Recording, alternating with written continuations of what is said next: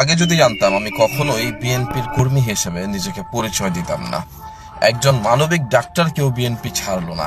এই ডাক্তার, উনি বাংলাদেশের 2,000 মানুষের কিডনি প্রতিস্থাপন করেছে ফ্রিতে। আপনি ভাবতে পারেন, একজন মানুষের একটা কিডনি প্রতিস্থাপন করতে গিয়ে একটা ফ্যামিলি নিঃস্ব হয়ে যায়, আর এই ডাক্তার বিনা খরচে 1 টাকাও নেয়নি, 2,000 মানুষের কিডনি প্রতিস্থাপন করে দিয়েছে।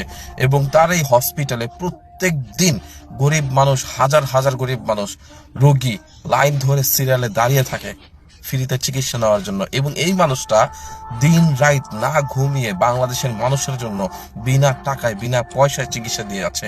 আল্লাহর কসম করে বলতেছে, এই মানুষটা যদি বাংলাদেশে এই কাজটা না করে পৃথিবীর অন্য কোনো দেশে, অন্য কোনো জাতির জন্য এই কাজটা করতো, তাকে সবচাইতে বড় সম্মাননার যে পদকটা আছে এইটা তাকে দেওয়া হতো। কিন্তু আমরা কি করতেছি?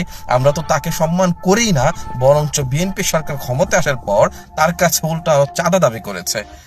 এমন একটা ডাক্তার যে কিনা একটা কিডনি প্রতিস্থাপনের টাকা দিয়েই অনেক টাকা, অনেক ভালো একটা গাড়ি কিনতে পারে, একটা বাড়ি কিনতে পারে, সেই একটা ডাক্তার 2,000 মানুষের কিডনি ফ্রিতে প্রতিস্থাপন করে দিয়েছে। শুধুমাত্র সে 3 বেলা খাওয়ার টাকাটা সে তার ডাক্তারি পেশা থেকে যোগায়। ভাই, একটা মানুষের 3 বেলা খেতে কয় টাকা লাগে আপনারা বলেন?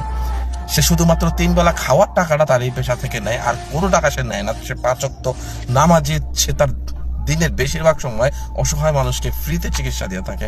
এই তাকেই ধরে হুমকি দেওয়া হয়েছে, যদি বিএনপি চাঁদার টাকা না পায় তাহলে তার এই হসপিটাল বন্ধ করে দিবে।